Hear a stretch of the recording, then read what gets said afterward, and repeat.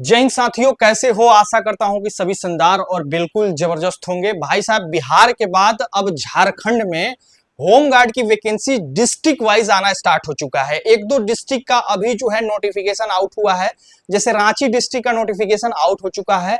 Form भरना भी बहुत जल्द आपको देखने को मिल जाएगा। अब 15 डेज 20 डेज इसी तरह से आपको समय दिया जा रहा फॉर्म भरने के लिए, तो कहीं ना कहीं आपको हर तरह से तैयार रहने की आवश्यकता है। आपको डॉक्यूमेंट्स भी बनवानी पड़ेगी और इसके साथ साथ क्या क्या लग रहा, कैसे आपकी सिलेक्शन प्रोसेस है, हाइट कितनी ली जा रही है, कहीं ना कहीं आपको इसके बारे में जानने की जरूरत है। इस वीडियो में मैं आपको कंप्लीट जानकारी देने वाला हूं कि एक होमगार्ड आप बनना चाहते हो तो आपकी सबसे पहले तो जॉब प्रोफाइल क्या देखने को मिलती है, फिर इसके बाद से एलिजिबिलिटी क्राइटेरिया क्या है, उसके बाद सिलेक्शन प्रोसेस क्या है। एक एक एस्पेक्ट पे बात करेंगे ताकि आपका सारा डाउट्स क्लियर हो जाए और जब भी आपके डिस्ट्रिक्ट में नोटिफिकेशन आउट होता है तो आप उसका फॉर्म अच्छे तरीका से भर के फाइट कर सके। अभी आप लोग कमेंट करके जरूर बताइएगा कि आप किस डिस्ट्रिक्ट से हो और क्या आपके डिस्ट्रिक्ट में नोटिफिकेशन आउट हो चुका है। कमेंट करके जरूर बताइएगा ताकि और सारे बच्चों को जो है इससे हेल्प मिल सके। बाकी आप हमारे टेलीग्राम चैनल पे जुड़ जाइए, वहां पे मैं जैसे जैसे आपकी वैकेंसी आएगी वैसे वैसे मैं आपको नोटिफिकेशन भेजता रहूंगा। देखिए, होमगार्ड में जो है आपकी एक जो है पुलिस का ही अंग होता है होमगार्ड। मतलब कि होमगार्ड जैसे कि सरकारी नहीं बोला जा सकता, एक अर्ध सरकारी है, क्योंकि इसके लिए कोई रिक्रूटमेंट बोर्ड नहीं है। ये समझ लो कि एक तरह की संस्था है, संगठन है। आपकी जो है इन लोगों से काम लिया जाता है और काम के बदले पैसा दिया जाता है। काम नहीं तो पैसा नहीं। आज के डेट में खैर इस पे आवाज भी उठाया जा रहा है झारखंड होमगार्ड के द्वारा कि भैया हमको 365 डेज काम दिया जाए। खैर इसके बारे में हम लोग वीडियो में आगे डिस्कस करेंगे।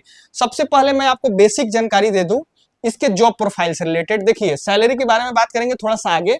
ड्यूटी के बारे में बात करते हैं तो ड्यूटी इन लोगों की अमूमन जो पुलिस की ड्यूटी रहती है, चौकी चौराहे, थाने, कोर्ट कचहरी, मंदिर मस्जिद, इसके अलावा बैंक, हर जगह जो है ये लोग ड्यूटी करते हैं। ड्यूटी टाइमिंग की बात करें तो 6 घंटे 8 घंटे 12 घंटे की इन लोगों की शिफ्ट चलती है एज ए मैन पावर। ठीक। पोस्टिंग की बात करें तो इन लोगों के साथ एक पॉजिटिव पॉइंट है, जैसे कि आपकी वैकेंसी आपके डिस्ट्रिक्ट वाइज आती है तो आपकी पोस्टिंग आपके अपने जिला में, अपने एरिया क्षेत्र में होती है। ये एक प्लस पॉइंट है। मतलब पुलिस विभाग में घर से काम करना एक सौभाग्य की बात होती है, जो कि ये होमगार्ड वाले बहुत सौभाग्यशाली होते हैं जो घर से काम करते हैं। मतलब घर का भी काम कर लो और अपना जो है नौकरी भी कर लो, कुछ इस तरह से सीन है। तो यही सब चीज है जो थोड़ा सा मैंने आपको शॉर्ट में बताने की कोशिश किया, क्योंकि वीडियो हो जाएगा काफी लंबा। सैलरी के बारे में थोड़ा सा मैं आगे आपसे बात करूंगा। अब इसकी एलिजिबिलिटी क्राइटेरिया के बारे में बात करें तो सबसे पहले तो जो है आपकी एज आपकी मिनिमम 19 साल है, मैक्सिमम 40 साल तक देखने को मिल रही है। तो आप अपने कैटेगरी के हिसाब से आपको छूट भी है, वो आप जाके चेकआउट कर सकते हो ऑफिशियल नोटिफिकेशन में। ठीक। इसके अलावा क्वालिफिकेशन के बारे में बात करें तो क्वालिफिकेशन में भी थोड़ा सा वेरिएशन देखने को मिल रहा। जैसे कि ग्रामीण क्षेत्र की जो वैकेंसी है, जो ग्रामीण इलाका में जो होमगार्ड की पोस्ट है, जो बहुत ज्यादा संख्या में वैकेंसी आ रही है, तो इसमें जो है आपसे 7वीं पास मांगा जा रहा है। मात्र आप 7वीं पास हो तो आप एलिजिबल हो, आप फॉर्म भर सकते हो। लेकिन वहीं जो शहरी क्षेत्र है उनके लिए जो है क्वालिफिकेशन 10th रखी गई है। ठीक है जी। अब थोड़ा सा हाइट के बारे में बात करें कि हाइट क्या लिया जा रहा, तो देखिए हाइट में थोड़ा सा वेरिएशन है। जैसे कि 3 कैटेगरी के लिए हाइट, एक 62 सेंटीमीटर लिया जा रहा मेल कैंडिडेट का, जिसमें आपकी यूआर हो गए हैं और ओबीसी और बीसी, ये 3 जो कैटेगरी है इनकी हाइट एक 62 सेंटीमीटर और एक 57 सेंटीमीटर एससी एसटी वालों की हाइट है। ठीक। वहीं फीमेल की बात करें तो फीमेल की हाइट जो है ऑल कैटेगरी एक 48 सेंटीमीटर लिया जा रहा। ठीक है बाबू, बात को समझ गए। बाकी चेस्ट में भी थोड़ा सा वेरिएशन है। जैसे कि इस कैटेगरी वाले लड़कों का जो है, लड़कों का ही चेस्ट नापा जाता है अमूमन। ओबीसी, यूआर और बीसी, ये तीनों कैटेगरी के लिए चेस्ट जो है आपकी 79 सेंटीमीटर और एससी एसटी वालों के लिए 76 सेंटीमीटर चेस्ट मांगी जा रही है। तो ये इसकी बेसिक क्राइटेरिया हो गई जो आपको समझना है, जो लगभग हमको लगता है कि हर डिस्ट्रिक्ट में यही देखने को मिलेगा। अब आपके अपने डिस्ट्रिक्ट में जब आपकी पोस्ट रिलीज होगी, वैकेंसी रिलीज होगी, तो और अच्छे से आपको समझ में आ जाएगा कि भाई कितना क्या लिया जा रहा। लेकिन क्वालिफिकेशन आपका सेम ही रहने वाला है। शहरी क्षेत्र के लिए 10th और देहाती गांव क्षेत्र के लिए 7। ठीक। तो कुछ इस प्रकार से इसकी थोड़ी मोड़ी बेसिक जानकारी हो गई। अब आपकी सिलेक्शन प्रोसेस बच रही है। सिलेक्शन प्रोसेस में क्या कैसे होता है, अब इसी को अच्छे से समझना है ताकि आप अच्छे से फॉर्म को भर सको। अब सबसे पहले तो फॉर्म भरना है। अब फॉर्म भरने के लिए आपको जरूरी पड़ेंगे डॉक्यूमेंटेशन, जिसको आपको अच्छे से समझना है। देखिए, बेसिक डॉक्यूमेंटेशन तो आपके पास होंगे, जैसे कि 7th का 10th का आपके पास सर्टिफिकेट होगा, नो डाउट ये आपके पास होगा।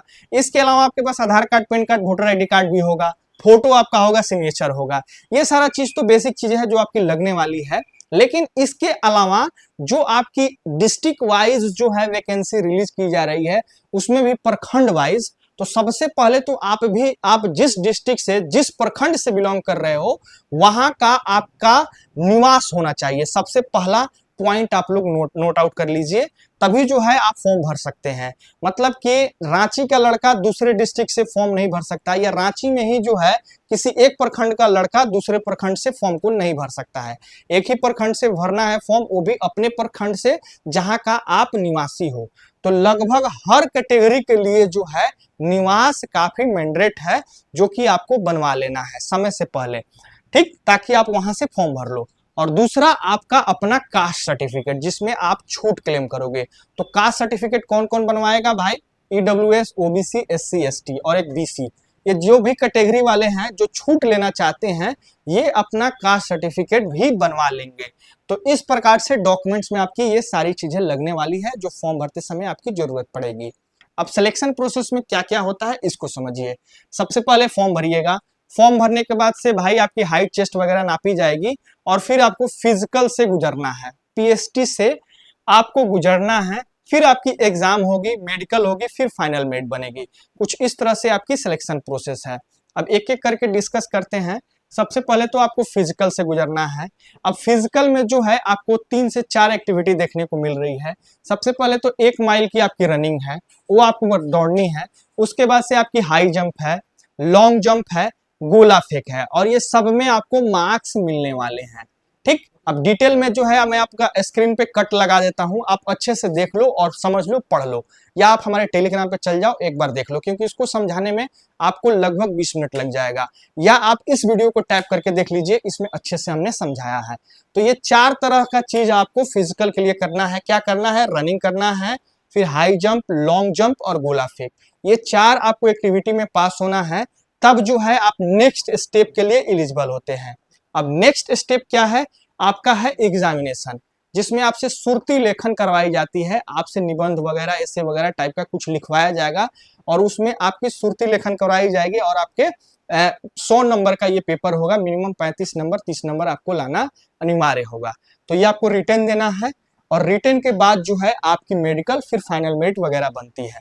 2 पॉइंट और है कि जैसे आप गोल्ड मेडलिस्ट हो, मतलब आपको कोई मेडल मिला है, तो आपके अपने राज्य से मिला है, या आपको केंद्र से मिला है, मतलब भारत सरकार द्वारा मिला है, या झारखंड सरकार द्वारा मिला है, किसी से भी आपको कोई मेडल मिला है, तो उसमें आपको नंबर भी दिए जा रहे हैं। राज्य सरकार और केंद्र सरकार, ये दोनों के द्वारा अगर आपको मेडल मिला है, तो उस हिसाब से आपको मार्क्स भी दिए जा रहे हैं, जो एक्स्ट्रा रुपये आपको ये चीजें देखने को मिलेगा। जैसे कि प्रथम स्थान वालों को जो है, केंद्र से जिनको मेडल मिला है, उनको 6 अंक मिलेगा, और राज्य से मिला है उनको 3 अंक मिलेगा, प्रथम स्थान वालों को। इसी प्रकार से द्वितीय स्थान वालों को 4 अंक, और उधर राज्य वाले से को 2 अंक, और तृतीय स्थान वालों को 2 अंक, और इधर राज्य वालों को 1 अंक। कुछ इस प्रकार से जो है आपको मार्क्स दिए जाएंगे, नंबर दिए जाएंगे। इसके अलावा एक और तरीका आपको मार्क्स देने का बनाया गया है क्वालिफिकेशन को लेकर। जैसे कि आपके पास पोस्ट ग्रेजुएशन है, तो आपको 10 मार्क्स दिए जाएंगे, और आपके पास ग्रेजुएशन है तो आपको 8 मार्क्स दिए जाएंगे, इंटर है तो 6 मार्क्स, मैट्रिक है तो 4 मार्क्स।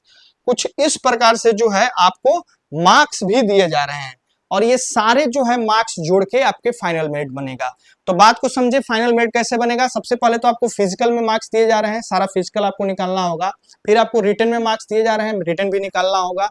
फिर आपके पास अगर ये क्वालिफिकेशनल डिग्री है पोस्ट ग्रेजुएशन तक, तो आपको मैक्सिमम 10 मार्क्स तक दिए जाएंगे। फिर इसके अलावा कोई आपके पास राष्ट्रीय मेडल है, तो इन लोगों को भी मार्क्स दिया जाएगा। तो ये 4 तरह से आपको मार्क्स मिल रहे हैं, और आपके मेरिट बनाए जा रहे हैं। तो ये आपकी संपूर्ण जानकारी हुई भाई। आप अगर एलिजिबल हो, आपके एज 19 साल है, आपकी हाइट है, आप एलिजिबल हो, तो आप जरूर फॉर्म को भरो, और आप एक अपना सीट सिक्योर करो। अब वीडियो के मैं शुरुआती में बताया कि आपकी सैलरी के बारे में चर्चा करेंगे थोड़ा सा आगे, तो मैं आपको सैलरी भी बता दूं क्योंकि सबसे बड़ी मोटिवेशन सैलरी है। तो झारखंड की सैलरी पहले कम थी, आज के डेट में सैलरी बढ़ गई है। आज के डेट में आपकी सैलरी जो है पर डे 1088 रुपया बन रही है और ये सैलरी आगे बढ़ भी सकती है। खैर समान काम समान वेतन के बारे में चर्चा हो रहा था, तो आपको समान वेतन तो लगभग हो गया है, 32,000 के आसपास आपकी सैलरी बनती है। लेकिन यही है कि होमगार्ड वालों को हमेशा काम नहीं मिलता है। जिस दिन काम करिएगा उस दिन आपकी ये सैलरी बनेगी, जिस दिन काम नहीं करिएगा तो उस दिन आपकी सैलरी नहीं बनेगी। तो कुछ इस प्रकार से सीन है, आपकी 365 दिन काम नहीं बनती है, तो इस हिसाब से 365 दिन की आपकी सैलरी नहीं बनती है। खैर इस पे भी आवाज उठाया जा रहा, बहुत जल्द ये भी इम्प्लीमेंट हो जाएगा कि भाई हमको 365 दिन काम दिया जाए। जब हम इसी के लिए रिक्रूट हुए हैं तो काम क्यों नहीं है। हाँ, तो इतनी आपकी सैलरी है, सैलरी भी अच्छी खासी है, कांस्टेबल इतना आपकी भी सैलरी है। तो ये इसकी संपूर्ण जानकारी हो गई। फिर भी आपके दिमाग में कोई क्वेश्चन क्यूरी है तो आप लोग पूछ सकते हो। जय हिंद।